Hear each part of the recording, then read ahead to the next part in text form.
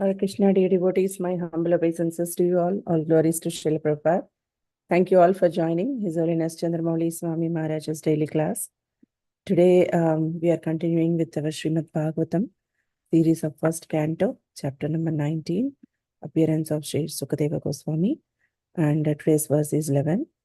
And we are very happy to have Maharaj on the call today. Hare Krishna Maharaj, my humble obeisances to you. All glories to Srila Prabhupada. Thank you so much for your time and association for all of us. You can please take over, Maharaj, whenever you are ready. Thank you.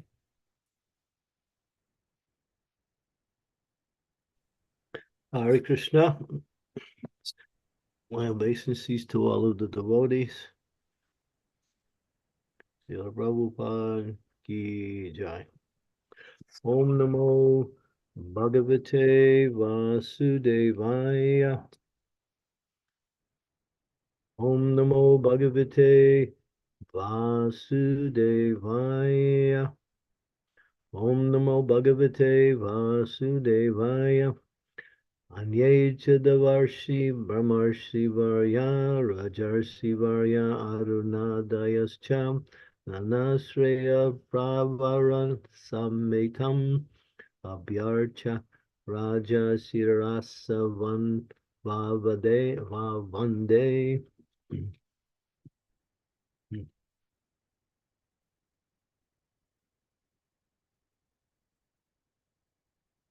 There were also many other saintly demigods, kings, and special royal orders called Arunadayas, a special rank of Rajarsis from different dynasties of sages. When they all assembled together to meet Emperor Parikshit, he received them properly and bowed his head to the ground. The system of bowing the head to the ground to show respects to superiors is an excellent etiquette which obliges the honored guests deep into the heart. Even the first great offender is excused simply by this process. And Maharaj Pariksit, although honored by all the rishis and kings, welcomed all the big men in that humble etiquette in order to be excused from any offenses. Generally, at the last stage of one's life, this humble method is adopted by every sensible man in order to be excused before departure. In this way, Maharaj Pariksit employed everyone's goodwill for going back home, back to Godhead.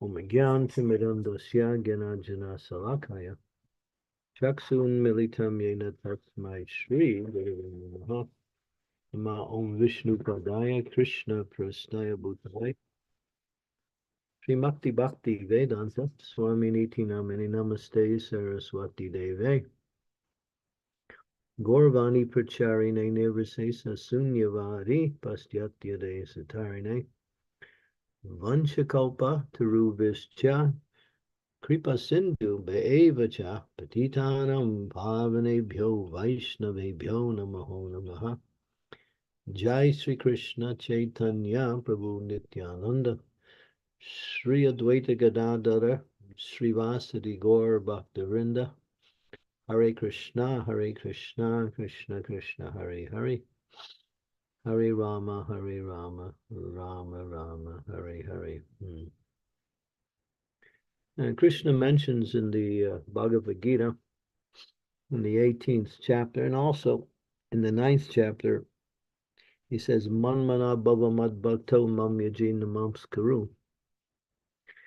Prabhupada describes that these four things that Krishna mentions, always think of me, become my devotee, worship me, and offer your homage to me. Krishna says these four things really make up the whole process of bhakti, expanded into different forms of activities. And one of them is to offer your homage.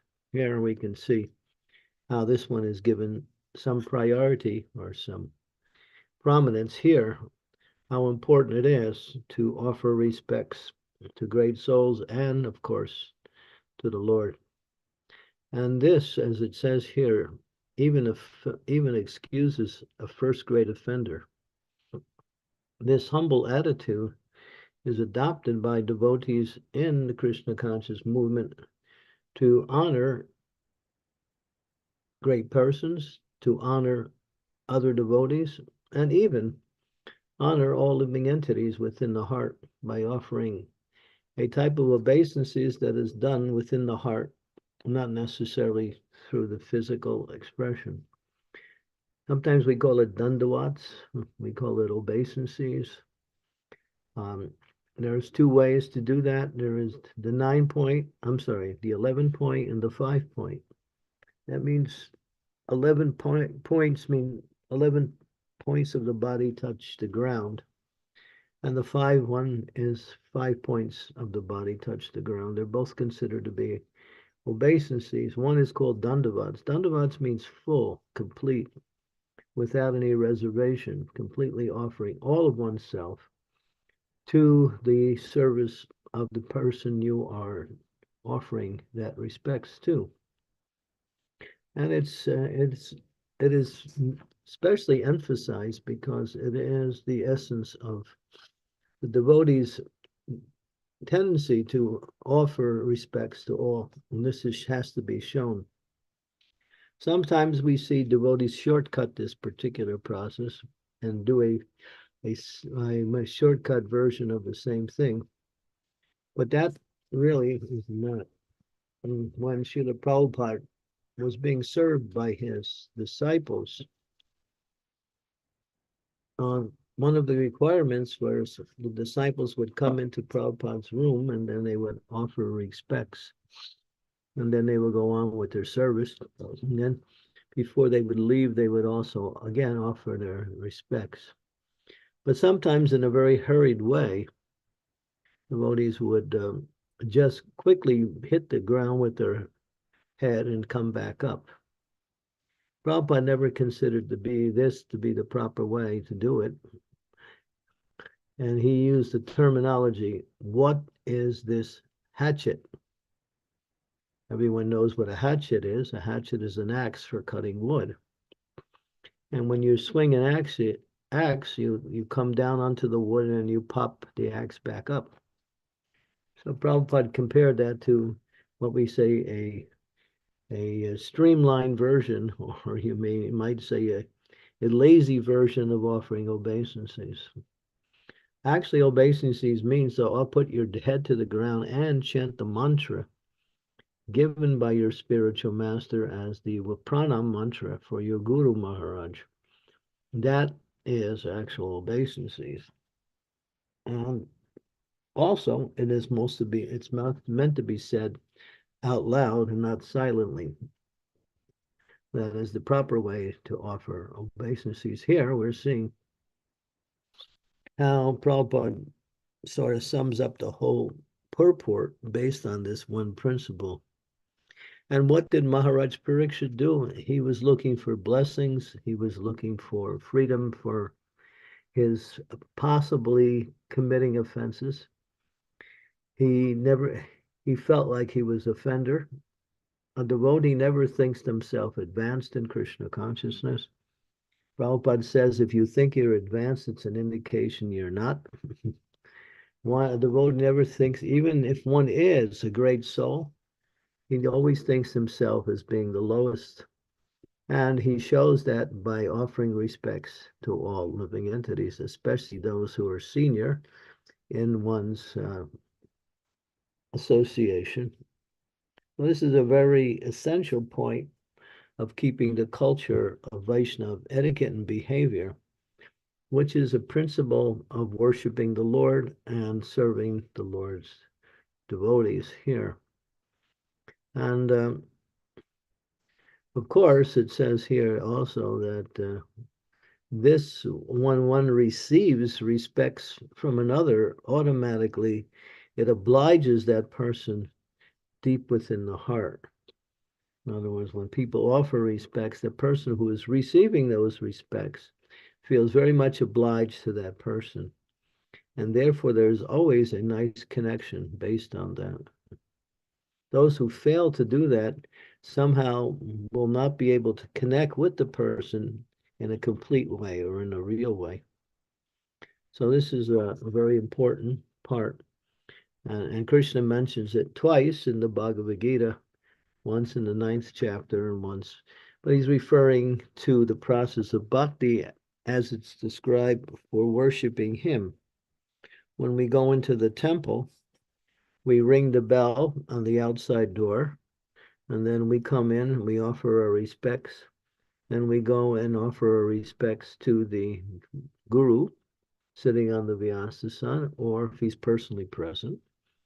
And then we offer respects also to the assembly of Vaishnavas. Devotees like to do that. Who was it? Raghunath Das Goswami.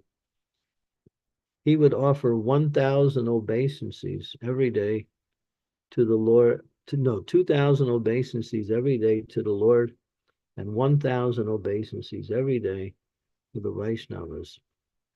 He did this just like it says that if you were to take a tool and scratch some lines into a rock, those scratched lines into the rock would be impossible to remove. So it says that his obeisances were like lines in the rock. They were so regular. He did it without fail every day. Sanatana Goswami also would offer obeisances to Govardhan Hill and to the Vaishnavas. Devotees, when they go on pilgrimage to Govardhan, there are some personalities who they go around the entire Govardhan Hill by obeisances. They keep a couple rocks in their hands. They pay flat dandavats, and they place a rock where their head goes. And then they walk to that place where their head was, where the rock is placed, put their feet there, and do the next one. And this way they would go around Govardhan Hill. There are those who do it 8 times in one place. And those who are really, really, really deep in this process, they do it 108 times in one place, and then go to the next place and pay 108 obeisances. I don't know if you've ever seen that. If you go to Govardhan Hill, you'll see such personalities. They count by placing rocks where their head lands, and they have 108 rocks they carry with them to mark the place where they paid obeisances.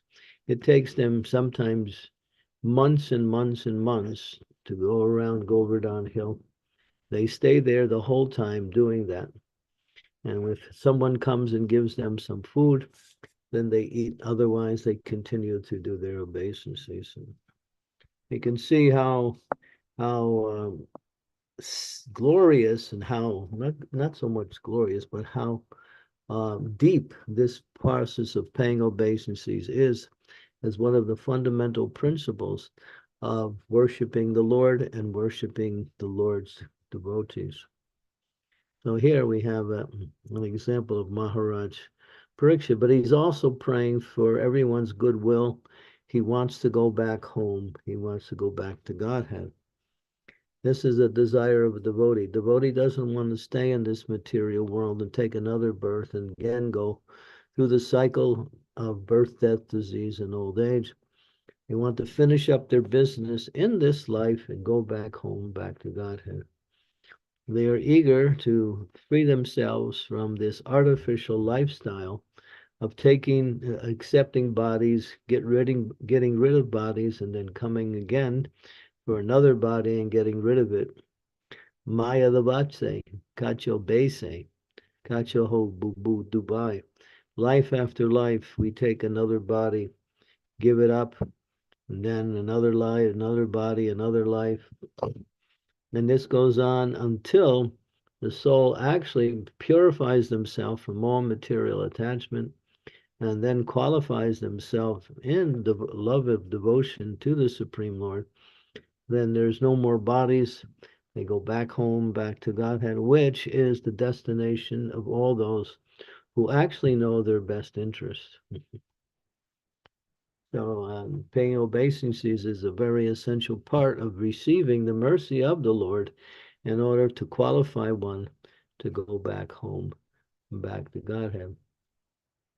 It's mentioned that there are different ways by one can commit offenses to Vaishnavas.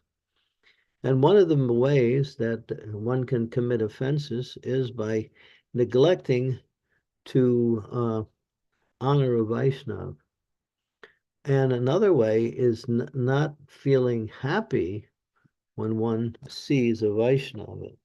If one sees a Vaishnava and doesn't feel happy, then they can counteract the reaction for that offense simply by paying their obeisances. So by paying obeisances, then that if there's no offense, if you do not feel happy upon seeing a Vaishnava. Of course, we always feel happy about seeing a Vaishnava because Vaishnavas are rare, they're special, they're dear to Krishna, and they've come not only to purify themselves, but to give Krishna consciousness to others. So therefore, Vaishnavas are very special, very dear to the Lord. So here, Maharaj Parikshit now, he's considering him just a humble devotee, that's all. He thinks he's offensive, and he wants to be relieved from the offenses. He respects the great souls. He prays for their mercy. Just like when we chant japa every day, when we do our rounds, it says that one cannot complete, this is a complete statement, one cannot chant attentively unless one prays to chant attentively. One has to offer prayers to the Lord, to the great souls, for their mercy, so one can approach the holy name and chant in an attentive way. So that is a requirement if one wants to properly chant japa, to pray for that mercy. So one of the 9 angas, 9 limbs of bhakti is vandanam. Vandanam means prayer. So devotees, in fact, if we read the scriptures such as Bhagavatam, there's so many prayers by great souls in the Bhagavatam. Bhagavatam's full of prayers. So praying, along with acting in our capacity of devotional service, is very much essential in making advancement on the path of devotional service. It helps one to develop the proper mood by saying that I cannot achieve the goal of purification of the heart, but I'm praying that I will receive the mercy and the opportunity to overcome my inabilities to practice devotion service and receive special mercy from the Lord and from his devotee. And Prabhupada says if a devotee gives his mercy to another person, then even Krishna will automatically bless that person, because the pure devotees carry Krishna within their heart, as it says here. These are saintly demigods. They're special ranks of kings and special orders called Arunadayas, different dynasties of sages. So sages, there's a diversity of different types of sages and saintly persons. And so they're all come to see him, but he's taking advantage of their coming by praying to them for their mercy. And that is proper behavior, proper etiquette. Sometimes we fail to do that and we get very familiar. Sometimes it's nice to have friendly relationships with devotees, and that is also part of Krishna consciousness, but we should never lose respect for another devotee. As soon as we lose respect, then that friendly relationships becomes familiarity, and then one commits offenses. So one should be very careful always to keep a respectful attitude towards all Vaishnavas, no matter what capacity or what level of practice they're on, because anyone who takes up devotional service is special to the Lord, and the devotees respect that by honoring each other. That's why we say Vanchakalpa Tarubhischa, Kripa Sindhu Vaevacha, Patitanam Pavanebhyo Vaishnavebhyo Namaho Namaha. And we're not only offering respects to the great souls, but we're offering respects to all those who are mercy carriers, who can give the mercy of the Lord to others like that. And also, in relationship to our execution of devotional service, one never thinks themselves more advanced than others. They always think themselves as servant of others. And in that capacity or in that consciousness of service, they make progress through the mood of serving others and respecting all living entities. Bhaktivinoda Thakur also says personally, he says, I live in this world. He says, somehow I live in this world because I give respects to all living entities. So here's a great soul. He's a Nitya Siddha. He's an eternal associate of the Lord in the spiritual world. He's come on a mission to give Krishna consciousness through transcendental knowledge. And he is talking about giving respects to all other living. He's respectable himself, but he never considers himself respectable. Devotees don't think, well, I'm advanced. I've done so many nice services. I've been given some credit for these services. Therefore, I'm respectable. I'm advanced. Devotee doesn't think like that. Devotee thinks themselves very humble, and whatever they've done, they always give credit to the Lord and to the Lord's devotees. And they live happily simply by engaging in devotional service, free from this desire to get honor. As Lord Chaitanya emphasized, Trinadapi Sunichena, Dayor Iva Sahishnuna, Amaninam Amanadena, Kirtaniya Sadarahi, Manidena, Amaninam Amanadena, to give respects to others and never ask or even expect to get respect for oneself.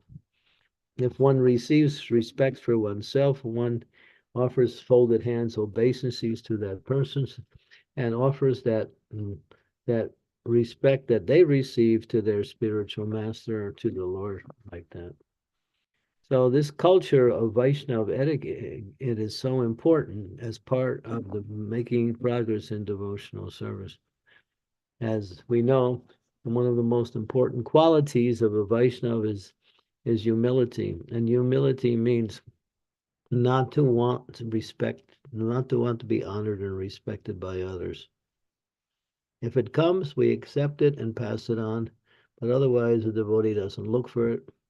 The devotee gives respects to all other living entities. Even to the non-devotees, they understand that the non-devotees are also very dear to Krishna because they are also Krishna's parts and parcels. So they don't commit any offense. Just like there was one incident where one of our senior devotees, he was a sannyasi, he was on an airplane, and the airplane landed, and he immediately hurried out of his seat to get through all of the other passengers so he could leave the plane. Obviously, he was either late or in a hurry. And one lady, she saw what he was doing. She said, "Oh, does your religion teach you to become impolite?" And that shocked him, and then immediately he came to his senses. So yeah, so giving proper behavior in association with the non-devotees is also a way to propagate Krishna consciousness. When they see that devotees are behaving so nicely, then they think, oh, this religion must be very nice. They know how to act, they know how to behave like that. So that's also a form of preaching, like that. Okay, so just to cover that topic is very important, and it's mentioned throughout the scriptures as one of the features by which a devotee executes devotional service.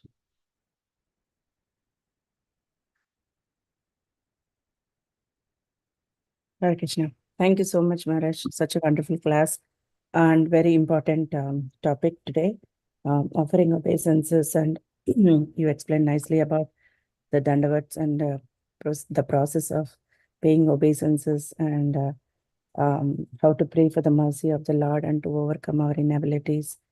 And you give such nice examples. Thank you so much, Maharaj. Dear devotees, this is such an important topic. Hope you will have a lot of questions, practical things. So please feel free to unmute yourself and ask questions or raise your hand or type in the chat window. And please turn on your cameras if possible. Thank you.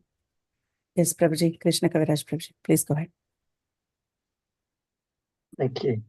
Please accept my humble obeisances. All glories to Srila Prabhupada. All glories to you, Maharaj. Maharaj, can you give us some guidance on paying obeisances to others? Obviously, when we see a spiritual master or others on the same level, then we pay our obeisances, danvat pranams. But when we see other devotees, and there are so many senior devotees of varying levels, what is the guideline or etiquette for paying obeisances to them? You can offer your, by bowing down, you can do that. And sometimes devotees, they just offer folded hands, and in their heart and in their mind, they offer respects. That is also acceptable. But for senior devotees, generally, we offer the bowing down, particularly your spiritual master. If you fail to don't offer obeisances to your spiritual master, that is it's an offense by neglect. So one must offer their respects to their spiritual master, because that spiritual master is the representative of Krishna, and therefore that respect is ultimately going to Krishna through the spiritual master. Like that. And Maharaj, what should you do when you see them? You may see that many times in the same day or many times in the same hour even. So would it just be the first time and then something else Yeah, subsequent times? generally that's what happens. Okay. But don't lose respect. That's the point. Even if you're Mm. not showing visual respect, still in your mind and heart, don't lose respect for others. Respect means you honor that person because they are also part and parcel of Krishna, and they're very dear to Krishna. Okay. So the respect is more about how we feel and what we are doing rather than what the other devotee sees physically. I'm not sure I got that one. No, this thing, I'm not too sure I understand this part about offering obeisances within the heart, because nobody can see your obeisances in the heart. Well, I mean, if you walk around offering full obeisances all day, you won't get anything done, but you'll make some advancement anyway, for sure. That's for sure. But the devotees think, well, I have to do my service if I'm always down there all the time, you know. So, I mean, if you're in that mood and it's not considered to be outside of the proper etiquette, Raghunath Das Goswami did 2,000 obeisances to the Lord, 1,000 to the devotees every day. Mm. There's people, as I mentioned, who do the Govardhan Parikram. They do 108 obeisances in one place. and then to another place and do another 108. Takes them months, sometimes more than a year, to go around, go over downhill. So, I mean, when we carry on our affairs in the day-to-day life with devotees in the atmosphere of a temple or in some kind of devotional atmosphere, we generally offer respects at the beginning and then we go on with our activities. But we should not lose respect because we're having to work, have to associate with each other like that. Always keep that mood of respect there. We may also become very, we might speak in a very apparently ordinary way to carry on the affairs of devotional service, or we might even become friendly by talking about different activities.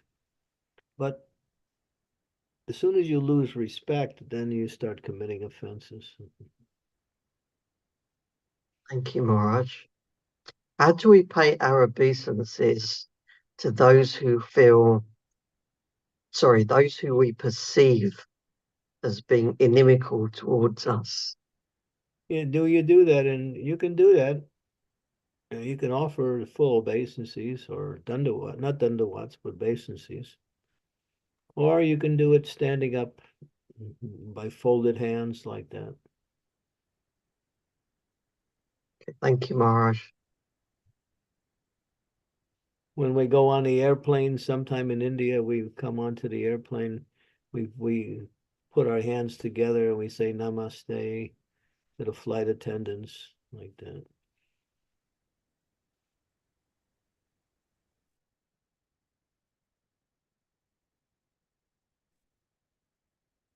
Thank you. Thank you, Maharaj. Thank you, Prabhuji. Sridevi Mataji, please go ahead. Please accept my humble obeisances, Gurudev. All glories to Srila Prabhupada. This is a very important point, Guru Maharaj. Thank you for elaborating and opening up the subject of offering respects. When we see Vaishnavas, of course, we offer our respects, our obeisances to all the senior devotees. But what kind of respect should we offer, say, a new bhakta or a bhaktin or someone who is aspiring or just come into the process? They've joined the temple, they're there every day, we see them every day. So what is the respect we should offer junior devotees? Says you stand there with folded hands and you chant Hare Krishna. That's all. Not the whole mantra, but just Hare Krishna. Like that. That's mentioned. Thank you very much. Hare Krishna. Thank you. And these things should not be done just as some ritual. It should be done from the heart, and not just because, oh, all right. We sometimes, the tendency is to get ritualistic and do the activity without any proper mood or feeling behind it. And then it's just, it doesn't, it's like, it's like a, I don't know, what would it be? It's like a bottle of honey that's painted red on the outside, but there's no honey in the inside. In other words, it's just external. I mean, what is the purpose of all devotional service? Is it just to perform activities? It is to awaken devotion within the heart. And these are also processes by which devotion is awakened.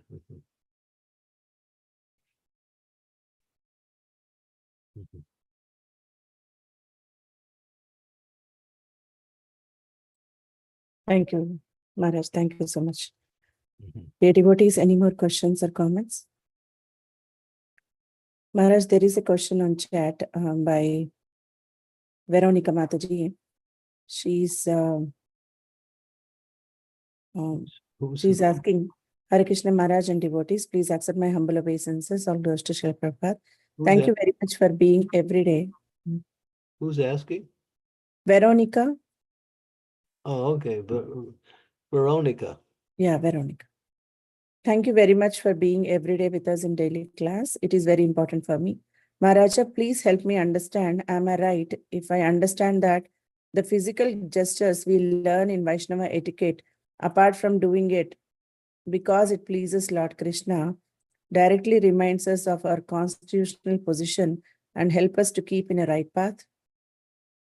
Yeah, that's correct. Yeah. We are servant, and the more we can distance ourselves from the idea of being, what's the word? Gopi Bharti Padakamalayar, Dasa Dasa Dasa Ala Das. So Srila Prabhupada, in speaking this verse, he says, not that I become servant of the servant of the servant, but I become servant of the servant of the servant of the servant of the servant of the servant of the servant of the servant. And he says 100 times removed. When Srila Prabhupada one time was giving a public lecture to some university students, Prabhupada was talking about first-class men, of course, the Brahminical category. And he was glorifying the importance of becoming first class. And then one student says, it was a challenge, he said, and you think you are first class, he said to Prabhupada. Prabhupada started to become very humble, and tears started to come out of his eyes. Prabhupada said, I am not first class. I am fifth class. I am servant of those who are first class. Prabhupada, although he was such a powerful acharya, receiving all respects, never thought himself to be advanced or worthy of being given respect. So yeah, we have to understand what is real Vaishnava humility and culture.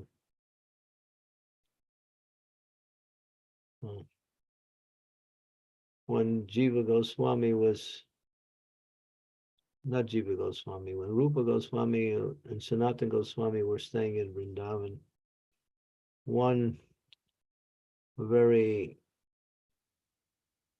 educated Vaishnava, he used to go around challenging other Vaishnavas to a debate. I don't know if he was a Vaishnava, but anyway, he was very learned. So he challenged Rupa Goswami to a debate, and he had this, what they call a patra, what is it called? Vijay Patra.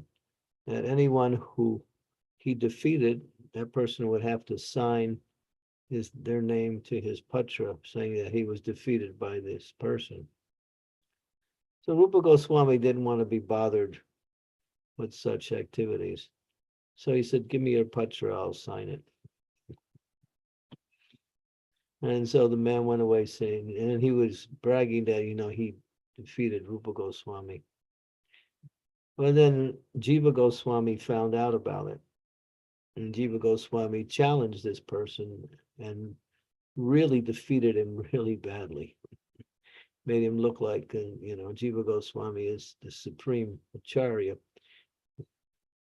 His knowledge is like way beyond everyone.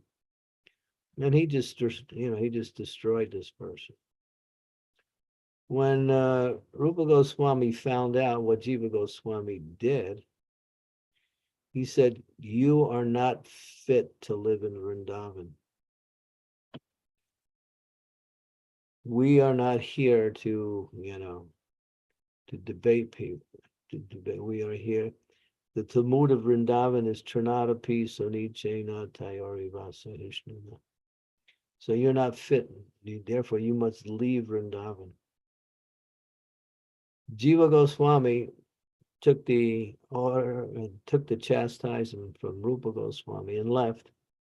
And he went to a place near Govardhan. There was a cave, and he lived there simply chanting.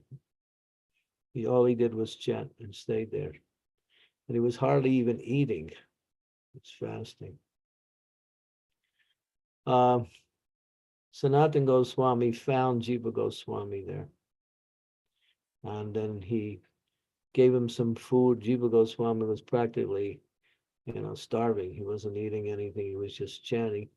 He was feeling so low because he felt like he offended Rupa Goswami. Although he was just trying to defend the honor of Rupa Goswami by defeating this person. Rupa Goswami didn't see it like that. So Sanatana Goswami wanted to get Rupa Goswami to forgive Jiva Goswami for what he did. So he was talking to Rupa Goswami. He said, can you recite some of the main principles by which the Vaishnavas live by? And he was, and then he came to one that said Jiva Doya. Jiva Doya.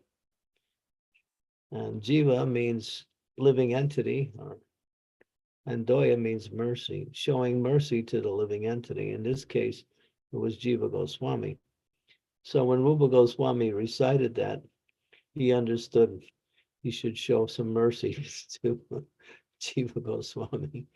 And then he brought him back and he forgave him for his apparent offense.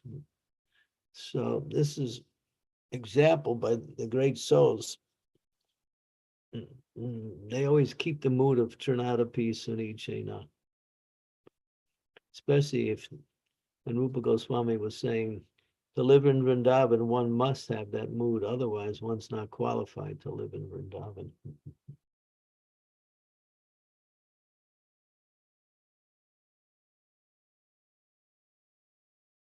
Thank you, Maharaj. Thank you so much. Yeah. Sridevi Mataji, you have your hand up. Do you have any follow-up question? Yeah, I would like to humbly ask Gurudev, if we have some health issues or if we have some joint problems or difficulties in bending down and offering full proper Panchang Pranam as ladies, what should we do? Do it anyway.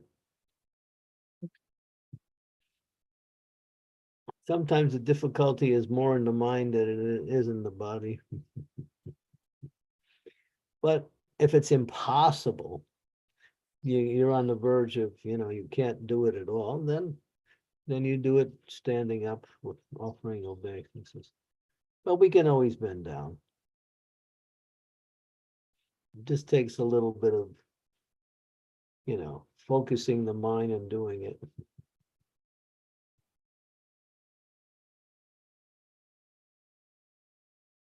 Yes, Maharaj.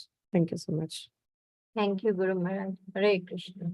Bhakti Siddhanta Saraswati, he would return obeisances to everyone who gave obeisances to him. And his disciples would offer him obeisances and he would return it. And after a while, they were feeling really unhappy that their guru was offering obeisances to them. But that's the way he was. He would offer obeisances to his disciples. So what they would do to avoid him returning obeisances, they would offer obeisances to him from a distance when he wasn't looking.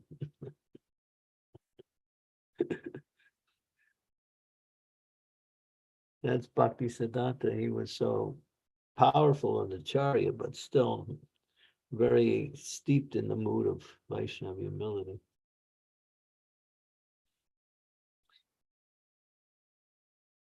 One cannot think, well, I'm humble, so it's okay whether I offer obeisances or not, because I'm humble, it's all right.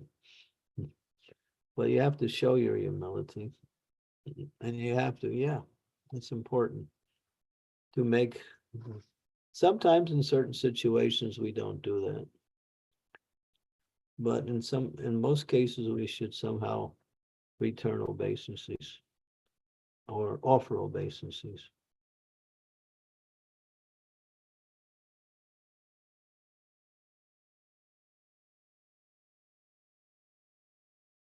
Thank you, Maharaj. And ladies don't do the dandavats, they do the 5-point. 5-point means 2 knees, 2 hands, and the head. That's the 5-point.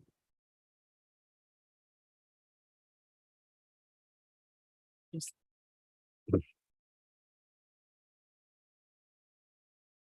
Rishabh Prabhu, you have a question? Please go ahead.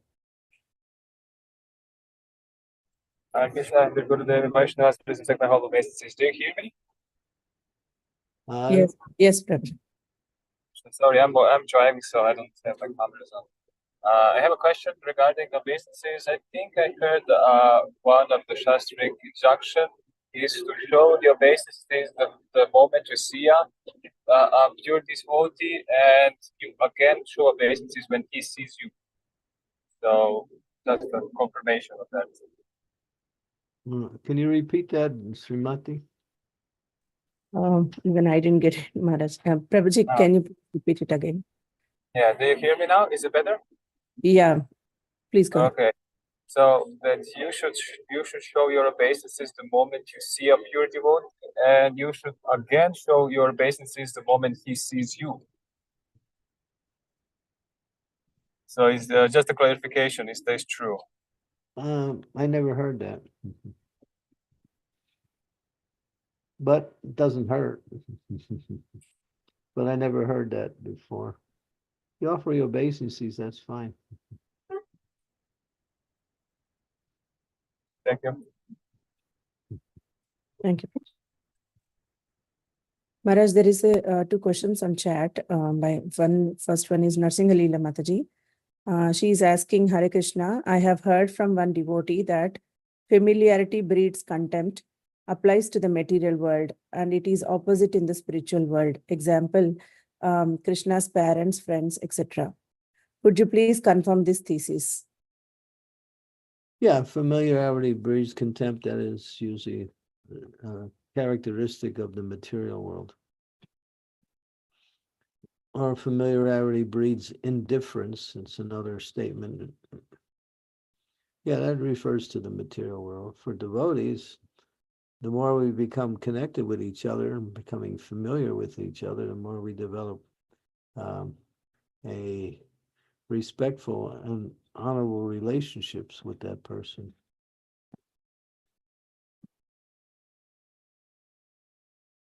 So is it opposite in the spiritual world? It's not there. Familiarity breeds, what's the word? Contempt. Why would the devotees feel contempt to another devotee? Contempt is a negative characteristic. I think she is asking in a positive way. It is straight opposite in the spiritual world, like Krishna's parents and friends. They are all very close to Krishna and they are always loving each other all the time. So is it opposite? She wants confirmation. Opposite in what sense? Opposite of contempt. Yeah, it's appreciation. Yeah. It's love, it's devotion. It's nice. Yeah. Thank you. And we have one more question by Sakshi Mataji. She is asking, Hare Krishna Maharaj and Vaishnavas, please accept my humble obeisances on those to Srila Prabhupada. How do we inculcate that prayerful mood for seeking mercy? Prayer has to be done sincerely, and then it's prayer. If it's not sincere, it's not real prayer. So when you're praying, sincerely pray that you want to get shelter of Krishna's lotus feet. You want to get purified from your material attachments, material desires. Sincerity is the is a feature that's mentioned in the nectar devotion as the means by which one makes progress in devotional service. We sincerely chant our rounds. We sincerely do our service. Sincerely means that we do it with a desire to please the object of our devotion. Sincere. That word is given emphasis in nectar devotion as a principle for making advancement. Always be sincere, not mechanical, whimsical, or what we say, routine. Because spiritual activities are not in the category of material activities to get the job done or to get some benefit from the activity. Spiritual activities are from the heart. That's why it's called devotion, devotional service, not just service. Service is one thing. Devotional service is bhakti. Service with devotion. Doing things in that mood means one is in the arena of bhakti.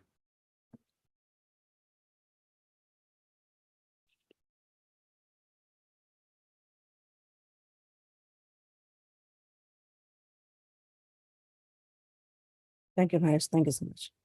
Amritanam Mataji, please go ahead.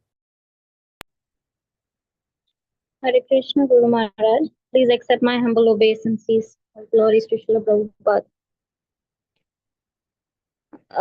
What I wanted to ask, I think it's a follow-up of the question asked by Sakshi Mataji. So, should we ask for mercy actually, or is it the result of the endeavor that we do? No, we should pray for mercy. We shouldn't demand it. We should pray for it. That's all. Yeah, that's proper to pray for mercy. It's like when we chant the holy name in the morning, we begin the prayer. Before we begin japa, we offer a prayer, praying for the mercy so we can chant nicely. O Vaishnava Thakur, Srila Haridas Thakur, alone I have no hope to chant the holy names of Lord Hari. Please be merciful, and with a particle of faith, give me the treasure of the holy name of Lord Shri Krishna. So that's a recommended prayer. Directed to Namacharya. Praying to the spiritual master, praying to Lord Chaitanya, praying to Krishna, all of these things are part of bhakti. And a very essential part of bhakti. Bhakti is not just about activities, it's about activities that awaken one's devotion to Krishna.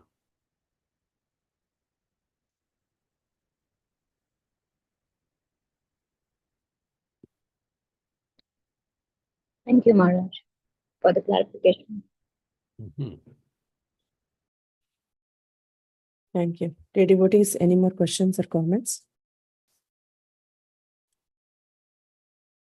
Maharaj, I have a question. Like when we are in the middle of preaching in the temple with all the newcomers and the Western people around us, Indian culture, they know the obeisances part, but Western culture people, they don't know how to pay obeisances.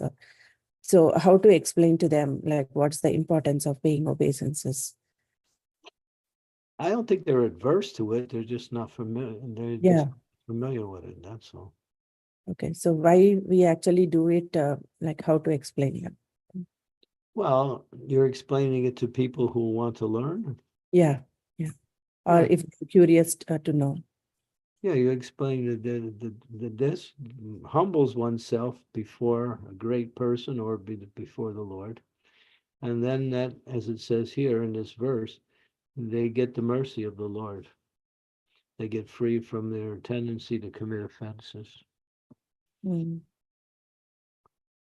Okay. Yeah, we just explain it the way it is. Mm. It's part of devotional activity. Yeah.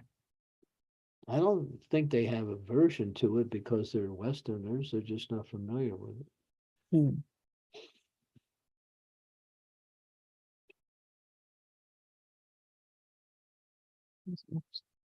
And one more thing I want to ask you, like how to teach children to pay dandavats all the time or pay respects to others. Like as parents, we struggle sometimes. Yeah, teach them. Tell them that this is what they should do. Mm. And when children are like that, you have to teach them. Mhm. In Vedic culture, when the children would see their parents in the first thing in the morning, they would always pay obeisances. Mm.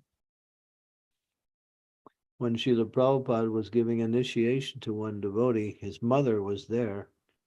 And part of the initiation ceremony, he asked the devotee to pay obeisances to his mother. He Mm. did it.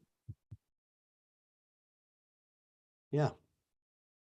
So with children, you just have to teach them and tell them that this is what they should be doing. And that's good for them. Yes, Maharaj. Thank you. Amritaram Mataji, you have one more question? Just a quick clarification, Guru Maharaj. When we teach our children to pay obeisances in our family, have to give them the priority level. If What's the last part? What is the priority how, level? how to give them the priority level? Like, should they pay obeisances to their mother and father first, or to the elders first? Well, if you can teach them that, that's fine. But as long as they pay obeisances, that should be good enough. I wouldn't push it if that becomes too confusing for them. Children don't get into all of the complications that we do. Just if they pay obeisances, that's fine. Okay, Thank you. thank you.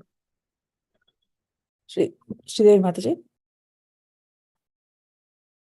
Guru Maharaj, I have seen devotees offering respects by bending forward with outstretched hands and touching the ground with the fingertips of their hand, maybe because of health reasons or whatever. You did clarify that we should not do that, right? I do it sometimes. Sometimes when disciples pay obeisances, because I know the disciples get nervous when the spiritual master gets down. I do a very simplified respect, either by folding hands or touching the ground with my hands. I do that. So under what conditions would that be an acceptable way of offering respects to a Vaishnav? It depends. There's different categories of Vaishnavas. It depends on the relationship. With people in general, that would be okay. With equals, it's nice to get down. With seniors, it's also important to pay the respectful returns. Don't worry, you're not going to lose much time.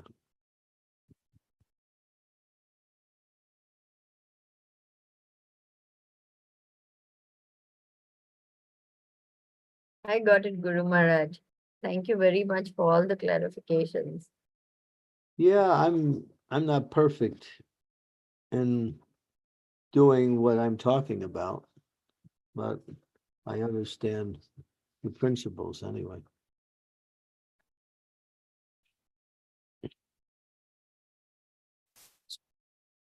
Thank you so much. Sakshi Mataji, please go ahead. Hare Krishna Maharaj, please accept my humble obeisances. All glories to Srila Prabhupada. Maharaj, sometime it happens that I arrive at the temple during Srimad Bhagavatam class. So the speaker is sitting on the Vyasasana. So at that time, what I generally do is I sit in the class. First, I pay obeisances to the person who is sitting on the Vyasasana. And once the class is completed, then I offer obeisances to Srila Prabhupada and the deities. So is that a right approach? Just wanted to clarify, because I think that if in the middle of the class, if I pay obeisances, then it would disturb the class. Just wanted to have clarification. You have to use your judgment on that one. Whether it's actually going to disturb the class or you should do it, you have to see.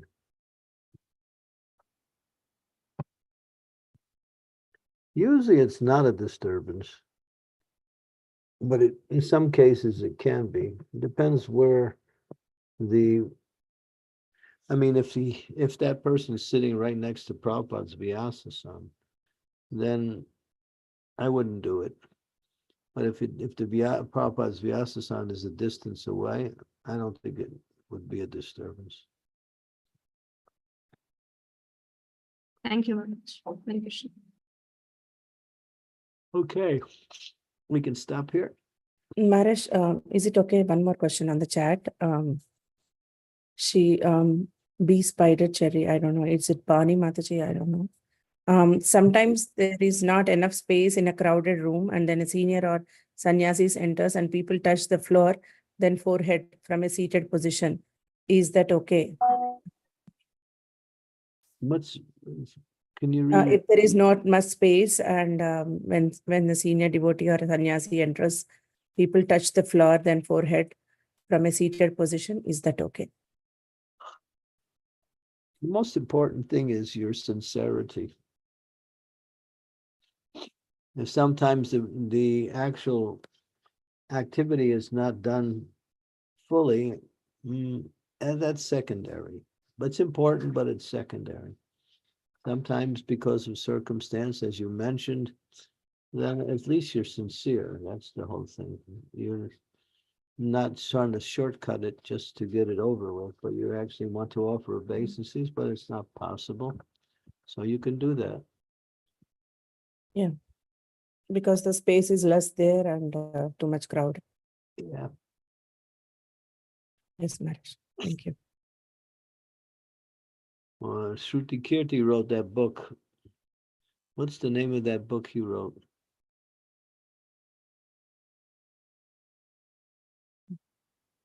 What is the difficulty? What is the difficulty? Well, when Prabhupada came in and he sat down, all the devotees paid their obeisances. And Shruti Kirti paid his obeisance, but it landed on top of another devotee. So when that devotee threw Shruti Kirti off him, and he landed right in front of Prabhupada. And Prabhupada looked at him and said, "What is the difficulty?" And that's where he got the title of that book.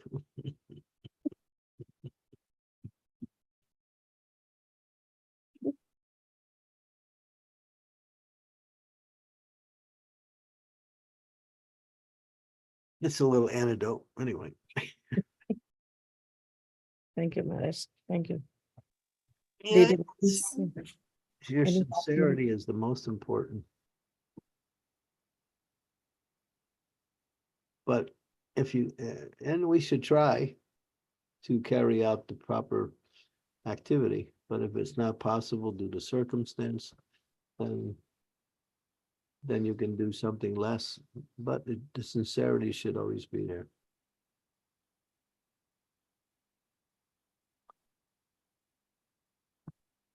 Thank you, ma'am. Shilpesh, you have a question? Shilpesh Prabhu. No, sorry, Marge. I just came on just now. I was a bit late today. Oh, okay. Yeah. I didn't notice. Balaji Prabhu has a question. Maharaj, can we take one? Yeah. Okay. Please go ahead, Prabhu.